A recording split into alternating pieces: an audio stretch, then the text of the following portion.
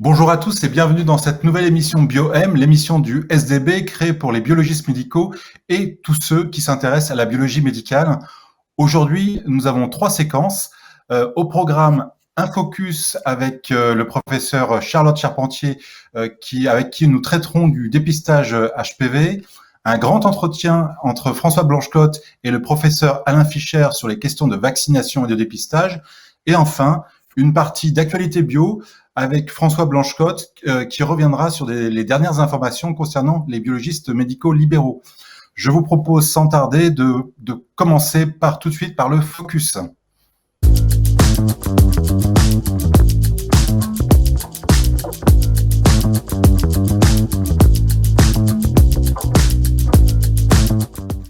Le thème choisi pour ce focus devrait être au centre de l'actualité des biologies médicaux depuis un an, puisqu'il s'agit du test de virologie HPV, qui est au cœur de la nouvelle stratégie de dépistage du cancer du col de l'utérus depuis juillet 2020. Malheureusement, l'actualité sanitaire en a décidé autrement, mais on s'est dit qu'il n'y avait pas que le Covid dans la vie, donc on est très très content de recevoir le professeur Charlotte Charpentier. Vous êtes virologue, vous exercez au CHU Bichat, qui appartient à la PHP. Pour commencer, très rapidement, parce que nous avons un public averti, pouvez-vous nous rappeler l'importance en termes de santé publique du cancer du col de l'utérus et des mécanismes d'action de l'HPV? Bonjour à tous. Alors, effectivement, les cancers induits par l'HPV, évidemment le col qui est majoritaire, mais il ne faut pas oublier les cancers anaux et ORL, au niveau mondial, représentent 5 à 10% des cancers. Et si on focus sur le cancer du col, c'est en termes d'incidence 570 000 nouveaux cas de cancer détectés dans le monde par an. Et en ce qui concerne la France, il y a encore 3100 nouveaux cas de cancer du col détectés par an, donc là en termes d'incidence, et surtout une mortalité de 1100 patientes en France par an due à ce cancer. En termes de mécanisme d'action, vous savez que c'est un virus que tout le monde pratiquement toutes les femmes vont rencontrer au début de leur activité sexuelle, mais qui a un phénomène de régression naturelle, d'élimination naturelle dans les deux ans suivant la première contact avec ce virus dans 90% des cas. Et le risque, pardon, oui, j'ai oublié de dire les diapositives suivantes. Donc ça, c'est l'épidémiologie. Oui, on en est à la 3e, je crois. Voilà, c'est ça. Voilà. Et donc, voilà, la régression, s'il n'y a pas régression, le risque, c'est la persistance d'un HPV à haut risque oncogène. S'il persiste, peut faire des lésions cytologiques qu'on appelle dites précancéreuses, qui peuvent elles-mêmes régresser, alors en pourcentage beaucoup moins fréquemment que quand c'est le premier contact, mais et qui peuvent malheureusement dans certains cas devenir des lésions de haut niveau, de haut grade cancéreuse avant le cancer. Et ça, c'est un phénomène qui, quand ça arrive, met plus de 10 ans à se passer. Du coup, depuis juillet 2020, on a changé de recommandations pour le dépistage. Est-ce que vous pouvez nous rappeler quels sont ces changements précisément? Tout à fait. Alors, jusqu'en juillet 2020, le dépistage se faisait par analyse cytologique du frottis cervico-utérin et donc la détection de lésions cytologiques. Et on ne faisait un test HPV que s'il y avait ascus ou lésions de bas grade. Donc maintenant, le nouvel algorithme de dépistage pour les femmes de plus de 30 ans passe par le test HPV en initial. HPV au risque, et si cet HPV au risque et cette recherche est négative, eh bien, le dépistage suivant n'aura lieu qu'à 5 ans plus tard. Ce sont des intervalles de 5 ans. Effectivement, ce test HPV étant très sensible, ça permet d'espacer cet intervalle de dépistage. Par contre, Si ce test HPV au risque est positif et qu'on en détecte un, là, il faudra faire une cytologie pour voir s'il y a lésion ou pas, et s'il y en a, quel type, et refaire un test, même s'il y a absence de lésion, refaire un test HPV à 1 an après ce premier test positif. Et si ce test, 1 an après, revient négatif, là, on reprend l'intervalle de 5 ans. Donc ça, c'est pour les femmes de plus de 30 ans. On est passé au test HPV en primaire. Pour les femmes de 25 à 30 ans, on reste sur l'analyse cytologique sur la NAPAT. Pourquoi? Parce que c'est c'est dans cette période d'âge, entre 20 et 30 ans, que le taux d'incidence des HPV est le plus élevé. Et donc, on est dans le temps de la clairance naturelle. Donc, il faut laisser ce temps de clairance naturelle se faire. Et pouvez-vous nous détailler de quels sont les principes des tests virologiques HPV maintenant? Alors, les tests virologiques HPV, ce sont des tests de biologie moléculaire qui détectent la grande majorité des cas l'ADN HPV, soit par une amplification du signal, c'est-à-dire le fait qu'il y ait l'hybridation qui se passe, soit l'amplification de la cible, donc une partie du génome du virus. Et ensuite, différentes techniques pour détecter ensuite quand il y a eu cette amplification sur cible, soit c'est hybridation sur bandelette, sur puce ou la PCR en temps réel, qui est vraiment le plus utilisé. Mais on peut aussi détecter les ARN messagers E6 et E7, donc des 2 oncogènes viraux, des HPV au risque. Donc, diapositive suivante, comme je le disais, c'est vraiment la PCR en temps réel qui est le plus utilisé. Il existe plusieurs types. Et alors là, je vous ai mis 3 exemples, mais sachez que c'est loin d'être exhaustif, hein, il n'y a pas du tout que 3. Voilà, et qui sont en plus des systèmes un petit peu différents.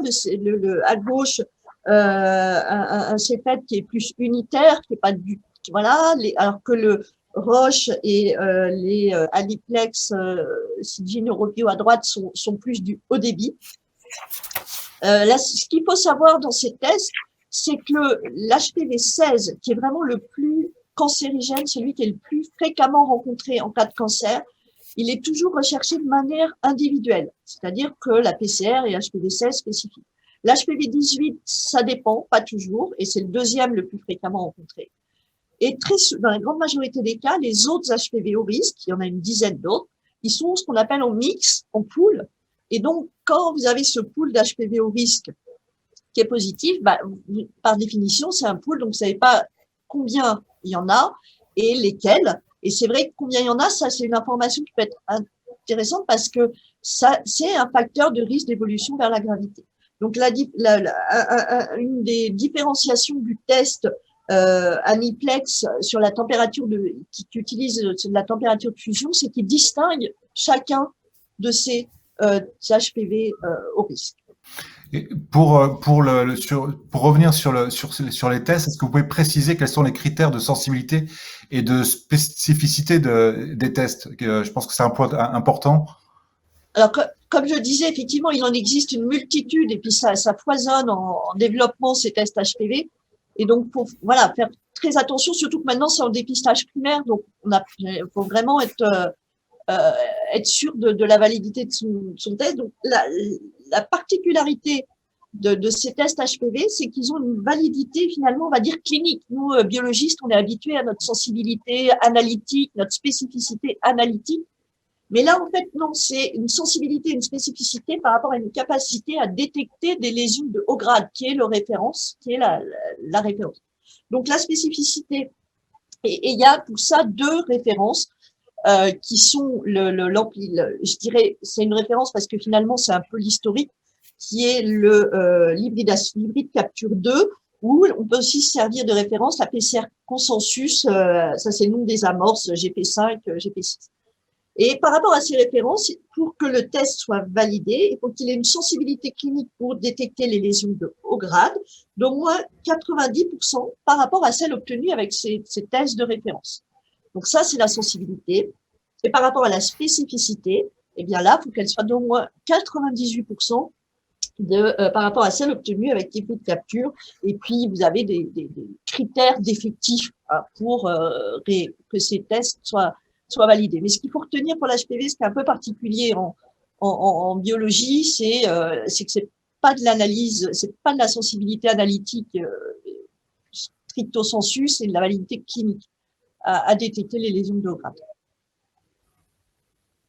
Et il existe, alors ça va être dans la diapositive suivante, il existe un consortium international qui a été établi par Marc Carbine, justement pour un petit peu que tous ces tests soient, entre guillemets, analysés et validés, pas sur les mêmes panels, mais au moins de manière homogène, avec les mêmes critères. Voilà. Et c'est ce qui s'appelle le système Valgent, pour validation of HPV Genotyping Test. Et puis, en gros, là, entre guillemets, pour que tous les tests qui passent et soient validés par ce système, par ces critères, pour pour qu'on soit sûr de leur performance, de sensibilité et de spécificité pour pouvoir les utiliser. D'accord, c'est très clair. Est-ce que par rapport aux biologistes médicaux libéraux, y a-t-il des points particuliers sur lesquels il faut attirer l'attention lorsque on fait un test de dépistage HPV? Je sais que pour l'instant, il y en a beaucoup sont préoccupés et surtout occupés par toute la campagne de dépistage Covid-19, mais j'imagine qu'il y a un certain nombre de demandes qui commencent à arriver. Qu'est-ce qu'il faut avoir en tête? En résumé et avec les points d'attention? Je pense que la première chose, c'est déjà au niveau du prélèvement. Il faut savoir que ça change. On peut utiliser tout à fait les mêmes prélèvements en virologie et en anapathe, mais évidemment, il faut que ça soit du frottis phase liquide. Après, du moment que c'est du frottis en phase liquide, les tests sont validés sur différents types de flacons, du Présercide, du Synprep, voilà. Et c'est surtout ce qui permet, alors là aussi, il faut s'entendre avec, entre guillemets, j'allais dire son anapathe, pour que les systèmes soient valides dans les deux labos. C'est-à-dire que si les anapathes ont un automate d'étalement de lame particulier à partir de leur flacon, il faut que les flacons soient valides et pour le système en virologie et pour le système en anapathe. Nous, c'est ce qu'on a mis en place au sein de notre groupe hospitalier, mais parce que ça facilite, voilà, on va pas refaire venir, comme ça permet d'utiliser le même flacon et nous, on a établi un circuit, c'est-à-dire que c'est la virologie, quand il y a un HPV au risque, qui transmet à l'anapathe. Donc, il faut que ce flacon soit validé en amont par le service d'anapathe et le service de viro. Ça, je pense que c'est vraiment, voilà, une des premières choses pour la praticabilité du circuit et faciliter les choses. Après, je pense où ce qui reste encore, il n'y a pas du tout de recommandation, mais je vous ai dit, quand il y a un HPV au risque qui est retrouvé, il faut faire un contrôle à 1 an. Il n'y a absolument rien de précisé dans le contrôle à 1 an, dans les recos, s'il faut que ça soit avec avec quel type de test utiliser. Est-ce qu'il faut être extensif, tous les HPV, pas en poule, voilà.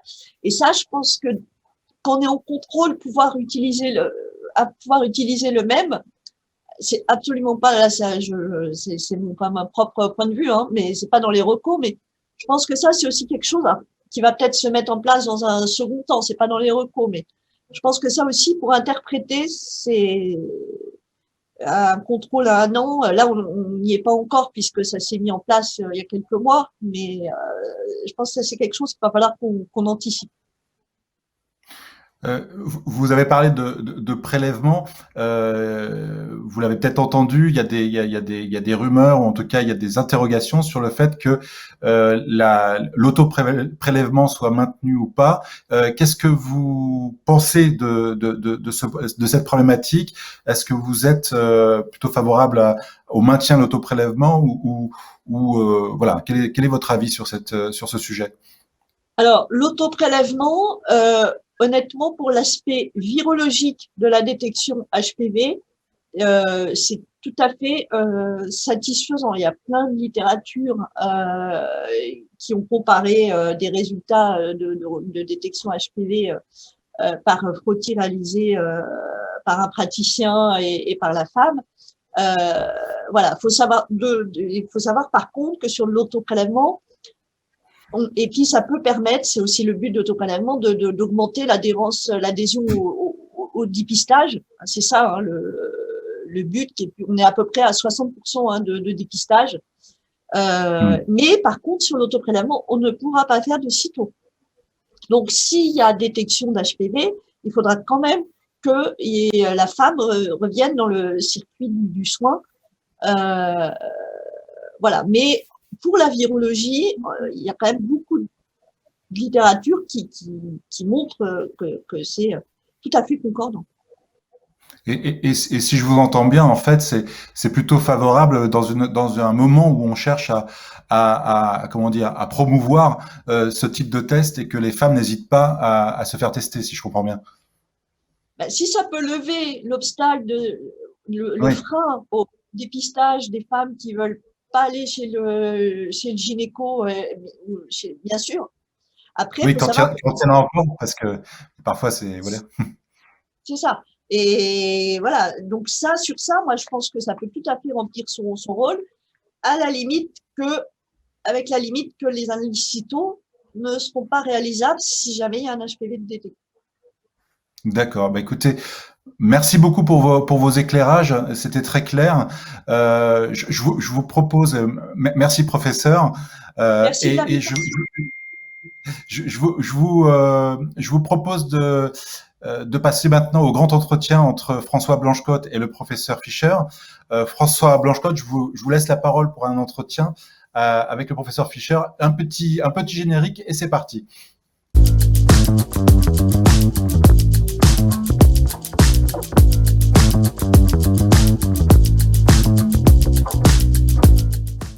Bonjour.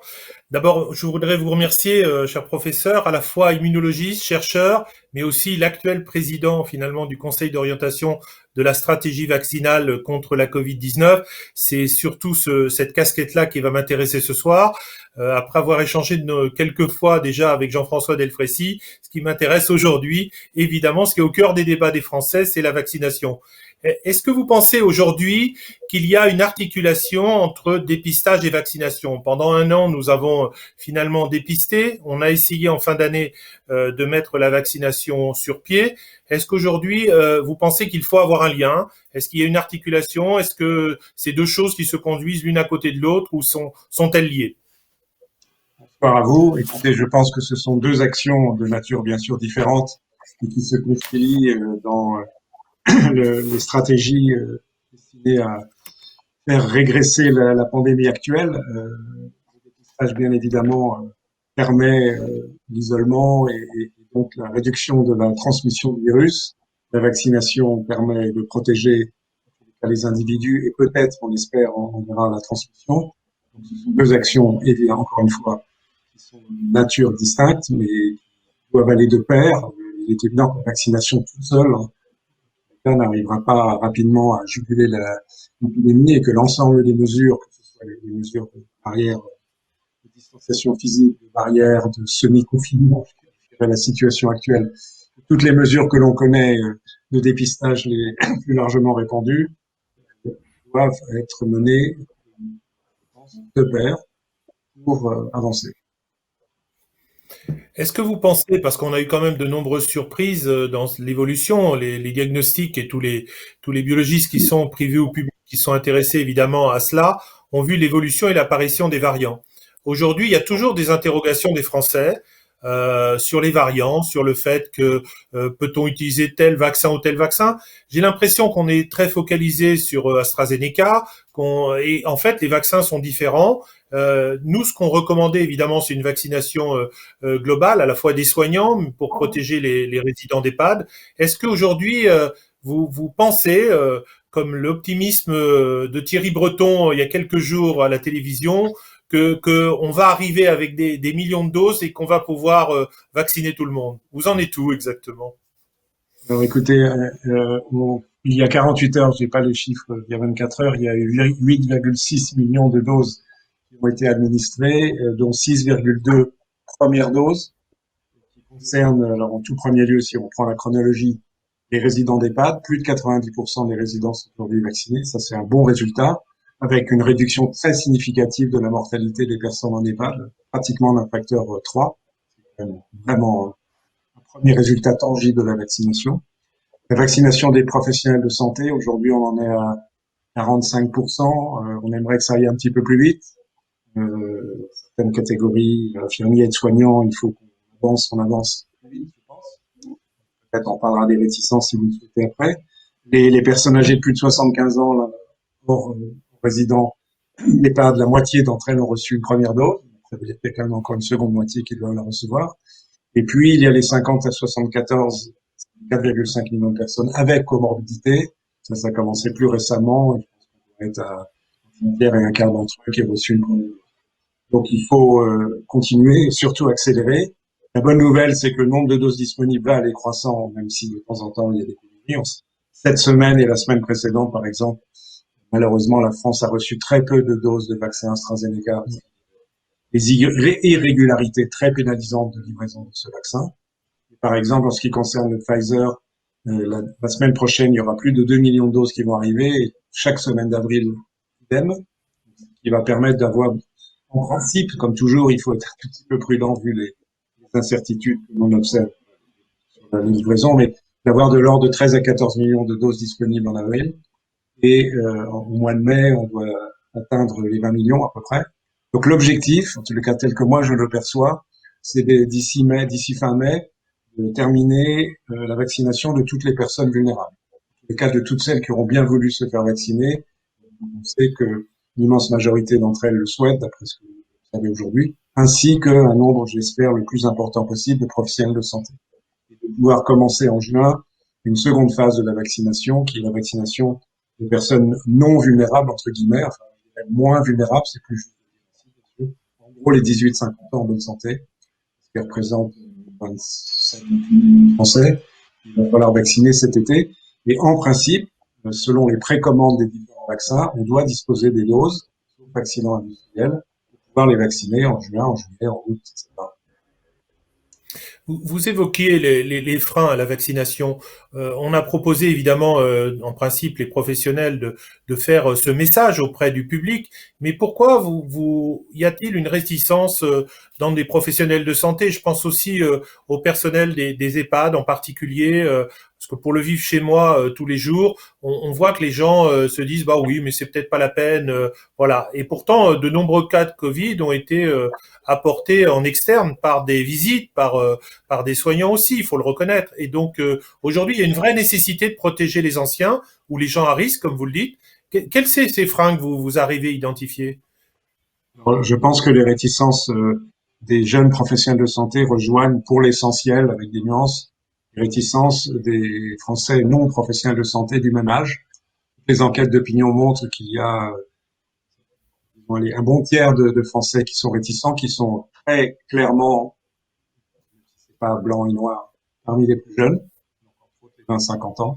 Ce sont eux qui se posent le plus de questions. À l'évidence, ils se sentent moins menacés, donc cela joue un rôle.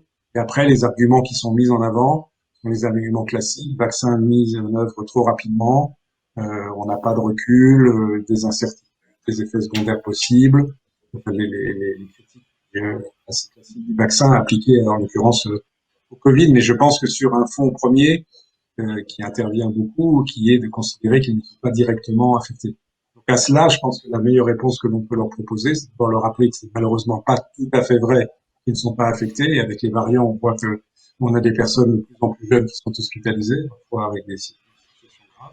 Et aussi que si évidemment c'est notre aspiration à tous, mais particulièrement des jeunes, de pouvoir retourner à une vie sociale normale, la solution, on a vu que c'était un ensemble de choses, mais la vaccination joue un rôle absolument essentiel. Et là, je pense qu'on a un argument de conviction, de pédagogie, qu'il faudra porter à la population générale, mais aussi auprès des jeunes professionnels de santé, en leur rappelant en plus leurs responsabilités, bien évidemment. La vie, ça progresse quand même. Hein. On est prudent, mais si on regarde les chiffres de vaccination des professionnels de santé semaine après semaine, évidemment, la pente n'est pas celle que l'on rêverait. On aimerait déjà 70-80%, on est pas encore à 50%, mais la pente est légèrement ascendante, en espérant que les incertitudes, les événements associé au vaccin AstraZeneca de la semaine dernière et encore de cette semaine ne vient pas perturber tout cela. En principe, pas trop, puisqu'il a été décidé, et je pense que c'est tout à fait légitime, dans la période actuelle, c'est une décision transitoire, que le vaccin AstraZeneca soit réservé aux plus de 55 ans. Ça ne concerne pas la population des jeunes professionnels de santé qui peuvent bénéficier, comme ils l'ont réclamé à un moment, même si c'était pas forcément justifié à ce moment-là, de pouvoir être vaccinés par les vaccins ARN. On le voit bien, mais on sait qu'on n'arrivera jamais à 100%. C'est finalement c'est l'objectif, c'est quoi? Est-ce qu'on a une idée aujourd'hui de ce qui pourrait protéger les Français avec un optimum et sur une durée euh, qui se terminerait avant la fin de l'année? Tout le monde l'espère. Est-ce qu'il y a cet optimisme-là chez vous? Est-ce que vous le ressentez et vers quel chiffre on devrait aller? Parce qu'il va falloir convaincre les dernières personnes, comme on dit souvent, ça va être les derniers qu'on va essayer de vacciner le plus longtemps possible. Est-ce que vous avez un objectif, un chiffre en tête? Écoutez, compte tenu des variants et spécifiquement, je dirais, du variant dit britannique, il est très très largement dominant aujourd'hui sur la scène virale du Covid en France. Il y a des chances qu'il se soit installé pour un bon moment. Et l'augmentation qu'il induit du R, du coefficient de contagiosité, on peut estimer aujourd'hui, si on écoute les épidémiologistes, qu'il faudrait pouvoir vacciner 80-85% de la population adulte pour vraiment obtenir une immunité de groupe. Donc l'objectif, c'est celui-là. Donc il est dur, hein. 80-85%, c'est très élevé. Maintenant, après tout, contrairement aux estimations initiales, plus de 90% des résidents en EHPAD sont vaccinés. Donc là, il y a ça bien fonctionné. La vaccination des personnes âgées en EHPAD, c'est évidemment l'accord de ces personnes âgées, mais c'est très souvent l'accord de leurs enfants. Et donc je pense que eux aussi, un des leviers d'action, c'est la proximité. Alors il y a deux types de proximité. Une proximité familiale, c'est-à-dire que les aînés des familles convainquent les générations d'en dessous, puis les générations encore en dessous de se faire vacciner. Et puis la proximité professionnelle. Je reviens en professionnel de santé. Je pense que les meilleurs avocats de la vaccination, disons dans un groupe d'infirmières, d'aides-soignants ou d'autres professionnels de santé, c'est que quelques-uns d'entre eux, et c'est bien sûr, se sont vaccinés, qu'ils expliquent à leur père, mais voilà, je suis vacciné, je vais bien, hein, j'ai pas eu de soucis particuliers, ok, j'ai eu la fièvre 24 heures, c'est pas grand-chose, et je pense que je suis protégé, et qu'au passage, donc je protège mes patients, et je réduis donc les risques globaux d'infection au sein de l'hôpital. Voilà, je pense qu'on peut essayer d'utiliser aussi ce type d'argumentation. Mais l'objectif, il est très très lourd et il y a même une petite incertitude. Je ne sais pas aujourd'hui, mais ça sera une discussion sans doute pour l'automne, de savoir s'il ne faudra pas vacciner les enfants. Petite question complémentaire. Et ceux qui ont le Covid? Quelle est la position? Oui, les choses sont assez claires. C'est important parce qu'un certain nombre d'anciens ont eu la Covid, en EHPAD particulièrement. Et aujourd'hui, il y a une question sur la vaccination. Il faut qu'ils soient vaccinés. La recommandation fondée sur quelques papiers qui ont montré que chez des gens qui ont fait le Covid, après une injection d'une dose vaccinale, ils ont un pic d'anticorps absolument extraordinaire, donc un effet rappel très très puissant, même si on n'a pas aujourd'hui une corrélation évidemment démontrée strictement, enfin plutôt une démonstration stricte d'une corrélation entre taux d'anticorps neutralisant et protection clinique.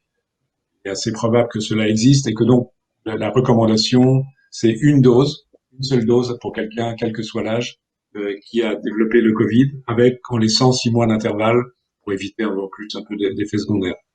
Voilà, c'est une recommandation qui paraît raisonnable. Parfait. Et pour ceux qui se sont fait vacciner, comme moi j'ai eu la chance de me faire vacciner début janvier, mon immunité va durer combien de temps? J'aimerais avoir la réponse à la question parce que moi aussi j'ai eu cette chance d'être vacciné vers le 20-25 janvier. La réponse évidemment c'est qu'on ne sait pas aujourd'hui par définition. Il y a deux éléments d'optimisme.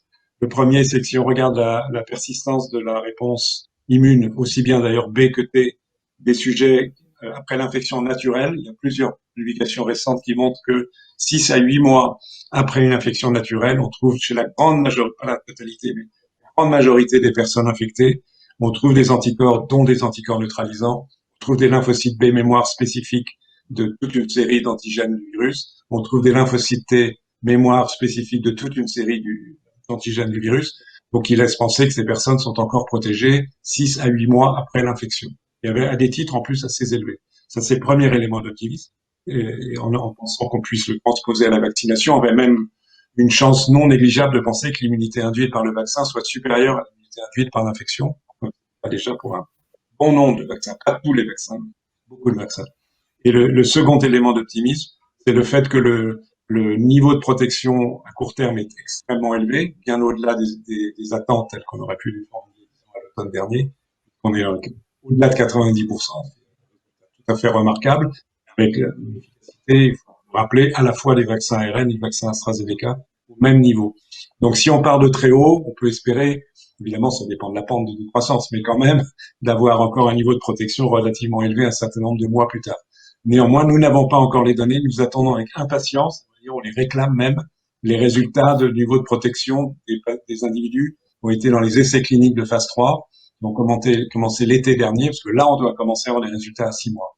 Donc j'espère que dans les toutes prochaines semaines, on aura un début de réponse objective, au-delà des supputations, à votre question. Ça rassurera peut-être les Français en plus. Donc, Absolument. Dernière question pour rester et pour vous remercier d'abord de votre gentillesse, de votre présence. Dernière question qui concerne un peu les biologistes. On s'était proposé il y a plusieurs mois déjà pour éventuellement participer, puisque nous sommes d'origine médecins et pharmaciens. Bon, c'est vrai que vous avez vu la tergiversation et le serpent de mer un peu pour la vaccination. Mettons qu'on se place dans un contexte où on est suffisamment de doses et il va manquer des bras. On voit qu'on avait refusé, je ne sais pas si c'est le syndrome du H1N1, mais on avait refusé cette notion de vaccinodrome. On y vient peu à peu. Est-ce que vous pensez que ça sera la solution pour vacciner de masse, ou ça restera aussi une solution complémentaire par rapport à la vaccination en cabinet, que ça soit chez un médecin, avec une infirmière, un pharmacien ou peut-être éventuellement, bien sûr, un biologiste? Je pense que la solution, c'est la multiplicité des solutions. C'est le fait qu'on puisse cumuler la vaccination chez le médecin généraliste, aussi d'ailleurs la vaccination avec le médecin du travail, faut pas oublier, la vaccination chez les pharmaciens, la vaccination qu'il va falloir développer absolument avec des unités mobiles auprès des personnes à mobilité réduite, et là les infirmiers en particulier ont un rôle très important à jouer, et bien sûr la vaccination en centre, et que ceci se développe et devienne des vaccinodromes ou à la mode, peu importe, c'est très bien, on a besoin de tout. La somme de toutes ces possibilités de vacciner qui permettra d'y arriver. Ça multiplie les lieux de vaccination, donc ça facilite quand même la probabilité de contact pour une personne donnée avec une opportunité de vaccin. En particulier, il y a pas mal de pharmacies qui sont quand même situées dans des régions de relatif désert médical. Je pense qu'elles ont beaucoup aidé dans ce contexte. Enfin, bref, moi je crois à la multiplicité des solutions et c'est ça qui va permettre d'y arriver. Je vous remercie. Excellente soirée à vous. Merci à vous. Bonsoir. Bonsoir. Merci, professeur. L'actualité est riche et merci au professeur Fischer d'avoir été avec nous ce soir. L'actualité est riche aussi, je le disais, aussi pour les biologistes médicaux libéraux. Du coup, on a gardé une petite fenêtre d'explication et de décryptage avec François Blanchecotte. Les décrets arrêtés sur l'accréditation sont parus la semaine dernière. Première question, mais bon, c'est un peu de la provocation, c'est êtes-vous satisfait, François, de ce qui est paru? Est-ce que cela répond aux différentes actions que vous avez mises en œuvre pour réformer l'accréditation, sachant que le SDB y travaille depuis un bon petit moment? Écoutez, c'est quelque chose qui est arrivé comme une fin. De toute façon, on savait que de repousser les dates au fur et à mesure, ça conduirait à un moment donné inéluctablement à ce qu'il y ait une décision gouvernementale qui acte ce que c'est vraiment, soi-disant, un 100%. Vous savez déjà que le début, nous n'étions pas forcément très favorables à ce 100% de tous les examens inscrits dans le bloc d'une loi, puisqu'il faut une loi pour changer une loi. Il a donc fallu attendre cette pandémie, et pendant la loi d'urgence, nous avons évidemment rédigé un texte qui, avec les sociétés savantes, les académies, les ordres, les syndicats privés et publics, sous la présidence de Jean-Louis Guéant, cette commission nationale de biologie médicale a émis un texte pour essayer de voir comment se terminerait cette accréditation obligatoire. Ensuite, ça a été modifié par le cabinet. Ensuite, ça a pris des circuits à l'Assemblée nationale et au Sénat. Ça a été extrêmement compliqué. Il y a eu des influences un petit peu partout.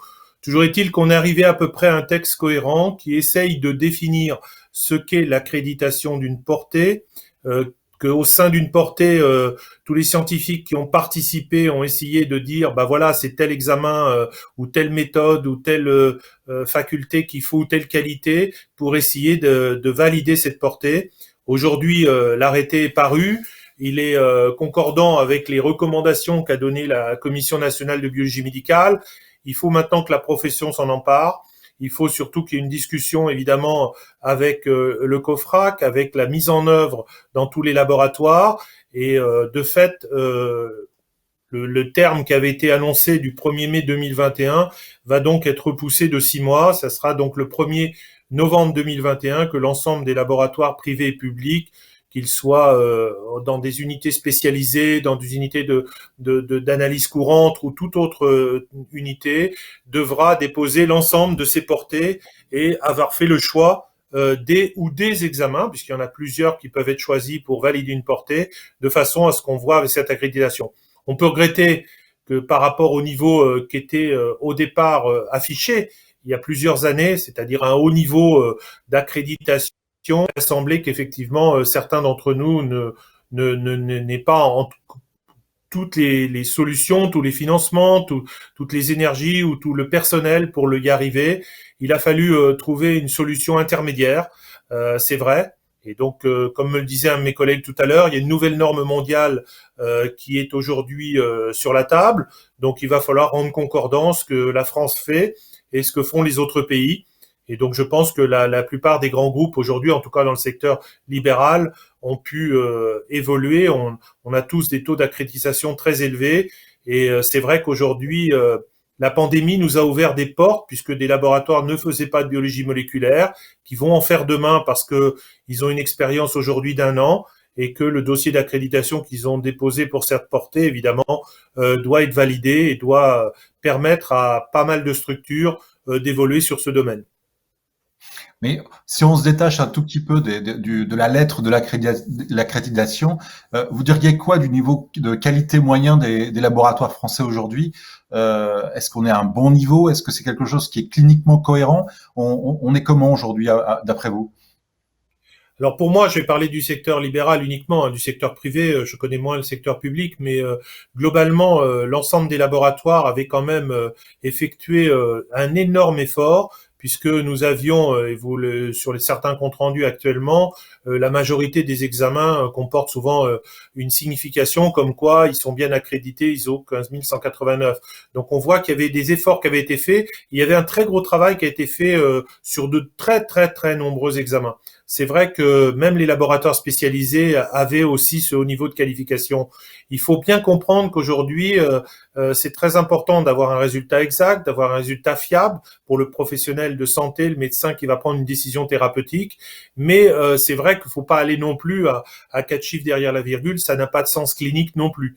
Donc il y a un mi-chemin entre les deux qui est un chemin de qualité, d'efficience, de reproductibilité des résultats et de confiance, puisqu'il faut avoir un haut niveau de confiance. Je vous rappelle qu'on est une des professions qui a besoin d'avoir une exigence de moyens et de résultats. Et donc, il faut avoir les deux. C'est-à-dire que si on veut valider un résultat, il faut mettre les moyens et s'assurer de la qualité. Ça va être un des sujets les plus importants qui va être traité cette année, c'est-à-dire le fait que le gouvernement souhaite qu'un certain nombre d'examens puissent partir en biologie délocalisée. Alors que ça soit dans des sites externes ou que ça soit dans des maisons de santé, dans des pôles d'urgence externes de jour pour libérer un peu les urgences au niveau de nos établissements, qu'ils soient privés ou publics. Et donc on voit que cet enjeu-là, il va être sous la responsabilité des biologistes. Et c'est un enjeu majeur parce que contrôler des machines, assurer la qualité et en plus s'engager avec une responsabilité sur la valeur des examens, c'est pas quelque chose de facile à faire.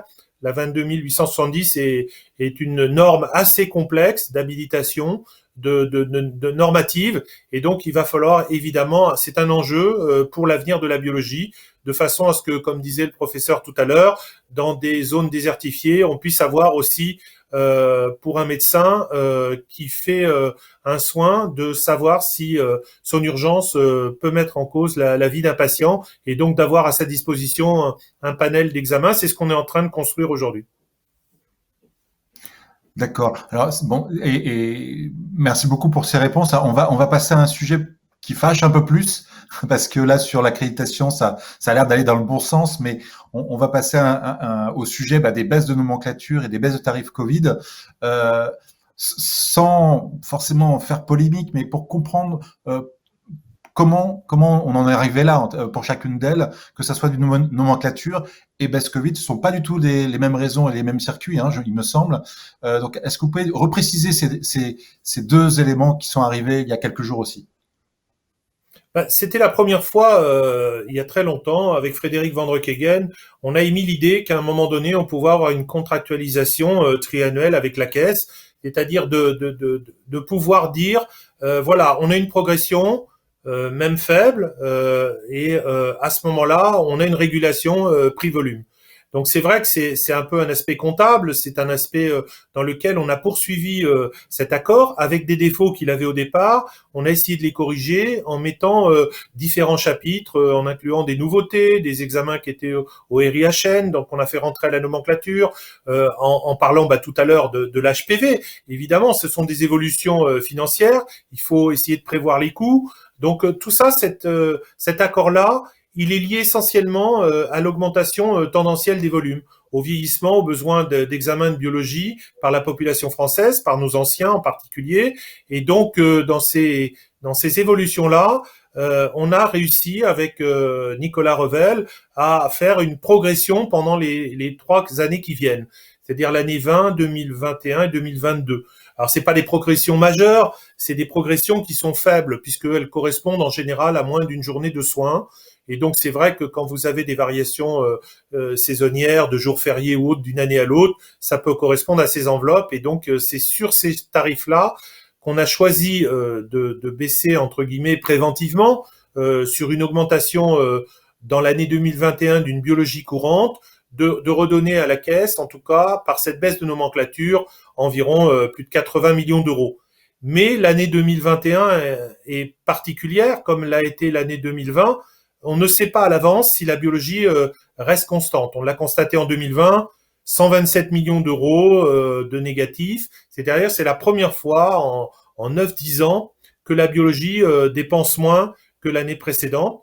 Et donc ça, dans le cadre de l'accord, c'est quelque chose qui doit être négocié avec l'assurance maladie, puisque nous avons un accord dans un sens d'augmentation, de redonner de l'argent, mais aussi dans l'autre sens.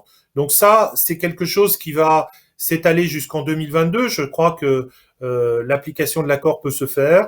On verra les éléments. En parallèle de ça, je voudrais dire quand même que là, aujourd'hui, il y a une vraie réflexion au niveau du Haut Conseil de l'assurance maladie sur l'évolution de l'ONDAM. On se pose beaucoup de questions. Aujourd'hui, on était dans une évolution de l'ONDAM qui réglait finalement un objectif comptable. Aujourd'hui, avec la pandémie, on se pose la question très clairement des besoins des Français. Comment peut évoluer l'ONDAM en fonction des besoins de notre population? Est-ce que tous les soins doivent être remboursés? Est-ce que c'est une évolution qui peut se faire ponctuellement au gré des décisions politiques? Je crois qu'aujourd'hui, on est sur une vision beaucoup plus sur le long terme, beaucoup plus de prévention, et ça va faire plaisir à notre professeur sur l'HPV, parce que c'est vraiment ça qui est en jeu. C'est-à-dire qu'on se pose tous des questions en disant est-ce que il vaudrait pas faire des plans pluriannuels, d'avoir des objectifs de santé publique, de pouvoir accéder aux Français à un certain nombre de diagnostics qui permet préventivement de moins dépenser par la suite. Donc, cette réflexion qui est conduite par le HCAM est une réflexion très importante. C'est un rapport qui doit être rendu en avril, qui rentrera certainement en application pour le PLFSS 2022. Anecdote, petite année présidentielle. Donc, on va avoir ce dossier sur la table. Et je pense que tous les professionnels qui participent à ces réflexions doivent, que ça soit la société civile d'ailleurs, tous les groupes, etc. Il n'y a pas que des gens de la santé. C'est très important qu'on ait cette réflexion en parallèle. Parce que nous, ça nous ouvre un peu une fenêtre sur les besoins de la population Et on a toujours beaucoup de mal à prouver qu'un examen préventif peut amener à faire moins de dépenses dans les années à venir.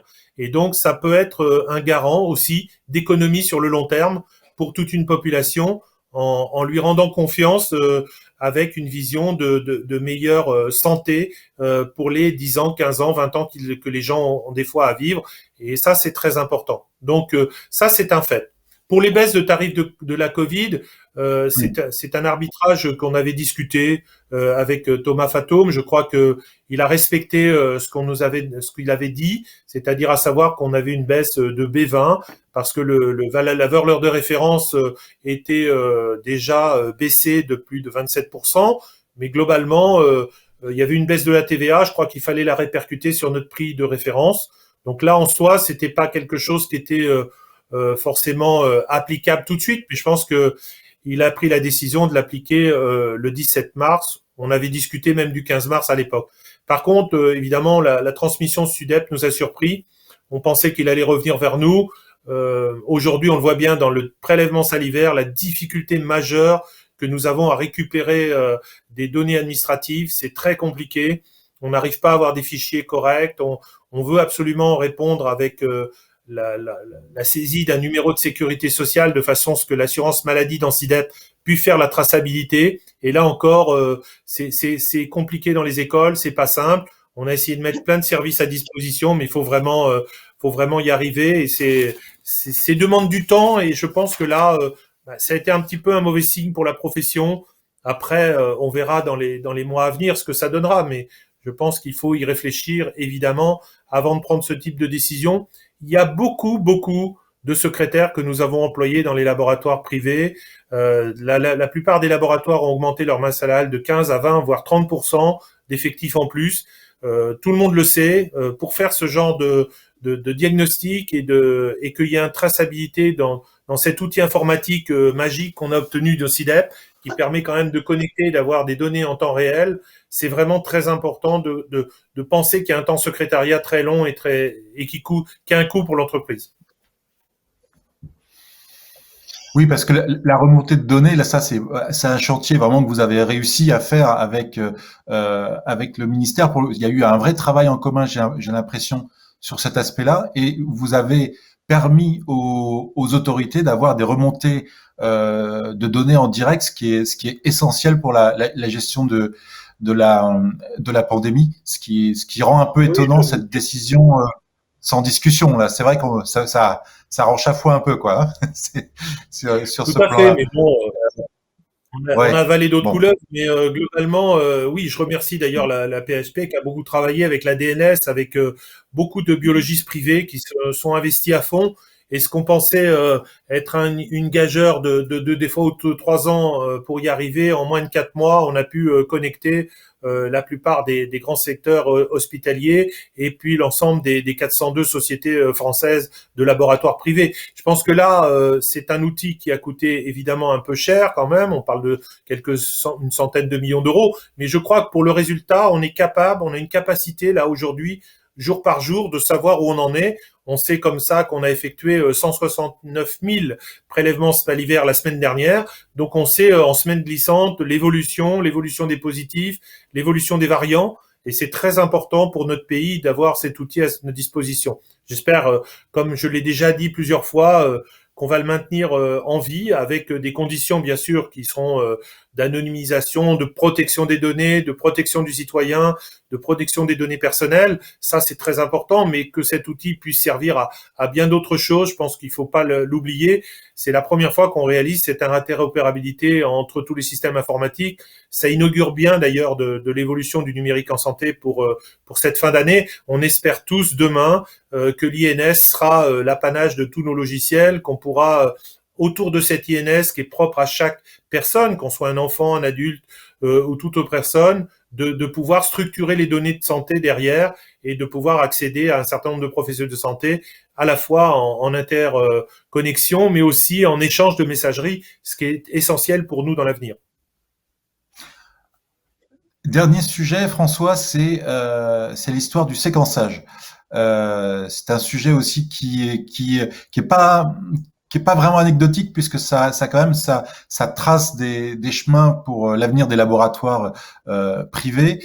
De fait, il semblerait que les laboratoires privés soient écartés du séquençage du virus de la Covid. Est-ce que vous pouvez revenir sur ce sujet et nous expliquer en quoi ça peut être voilà, ça pose des questions pour l'avenir? Écoutez, pour être investi dans le syndicalisme depuis plusieurs années, même à l'âge que j'ai, je pense que l'idée, c'est qu'on a, en tout cas, chevillé au corps, c'est de donner un métier à ceux qui nous succéderont, de transmettre quelque chose et de pouvoir faire que demain la spécialité de biologie médicale soit partagée par des jeunes qui veulent s'y investir. Et pour ça, il faut pas rester sur ce qu'on a fait pendant mes premières années d'installation. On n'est plus là pour forcément doser le cholestérol et que demain peut-être ça disparaîtra et ça sera remplacé par autre chose. Mais en tout cas, je pense que la biologie moléculaire telle que nous l'avons pratiquée l'année dernière et cette année, l'évolution vers les séquençages d'ARN ou d'ADN, on a des jeunes qui sont passionnés, qui sont compétents, qui sont élevés souvent, je le dis, à l'hôpital public, dans nos universités, et une fois qu'ils sont dans le privé, ils sont aussi compétents, malheureusement, et c'est vrai que la semaine dernière, ça a été un peu une douche froide, c'est-à-dire circuler, il n'y a rien à voir, c'est réservé au domaine public, on est capable de tout faire et de séquencer, et donc c'est vrai qu'on a été un peu mis à l'écart, on nous promet que, bien sûr, dans, j'espère, moins de 20 ans, comme l'a dit Bruno Cognard, on sera de nouveau dans le circuit du séquençage. Enfin, pour nous, toutes nos entreprises, tous nos laboratoires ne sont pas spécialisés. Tout le monde le sait, il faut des compétences, il faut de l'habilitation, des lieux, il faut du matériel. Et donc, c'est vrai qu'il y avait plusieurs laboratoires qui avaient ces moyens, qui avaient aujourd'hui cette disponibilité. Et on était là pour rendre une complémentarité, comme le font nos collègues allemands ou ailleurs en Europe, c'est-à-dire apporter notre pierre à l'édifice pour dire, voilà, on est capable de vous apporter. Aujourd'hui, on nous cantonne effectivement à repérer et à transmettre des prélèvements préanalytiques dans le cadre d'enquêtes flash et tout. Et c'est vrai que notre réflexion a été un peu tous ensemble de dire, voilà, écoutez, faut nous écouter, il faut pas seulement nous entendre, et faut qu'on soit partie prenante de cela. On a tous des séquenceurs dans des grandes structures. On a actuellement des séquences d'ARN de la Covid qu'on a pratiquées, on a des bases de données. Et donc aujourd'hui, notre décision, évidemment, sous couvert que ça puisse fonctionner, qu'on soit attractif, rapide, puisse séquencer effectivement de l'ARN de la Covid et donc donner des résultats et contribuer ainsi à peut-être des dépistages de variants. Certains laboratoires qui ont déjà envoyé beaucoup de séquences au CNR, CNR a reconnu qu'ils avaient découvert des choses qu'on n'avait pas encore vues. Donc voilà, c'est de participer simplement dans cette pandémie dans deux objectifs. Un objectif de surveillance du territoire, parce qu'on voit quand même 500 000 patients par jour dans nos laboratoires, donc on a cette qualité au moins de pouvoir rencontrer les gens dans toutes les provinces et sur tout le territoire français, et puis surtout cette conviction que j'ai que demain, ces chantiers-là, ils sont réservés, ils ne doivent pas être réservés au secteur public, c'est l'avenir de nos jeunes et de la biologie médicale en général. Si on avait fait ça du temps de l'immuno-enzymo, pour tous ceux qui ont commencé il y a, comme moi, il y a quelques années, on a commencé avec des choses extrêmement sommaires et heureusement qu'on n'a pas cantonné l'immuno-enzymo à des spécialistes ou des labos spécialisés, sinon demain il y aurait plus de biologie française. Donc c'est vrai, un peu anecdotique en Europe, on est très nombreux biologistes. C'est une richesse aussi, il faut pas le prendre comme quelque chose qui est un défaut. On est riche de biologistes, on en a beaucoup dans le secteur public, beaucoup dans le secteur privé. C'est vrai que par rapport à l'Europe, des 27 pays aujourd'hui, on doit être le premier pays qui a le plus de biologistes, qu'avant un niveau de bac+10, des compétences. Et aujourd'hui, je crois que l'appétence des jeunes ne peut venir que sur des nouvelles technologies. Donc ces technologies bien évidemment génétiques, mais aussi sur l'intelligence artificielle qu'on commence à rentrer dans nos logiciels.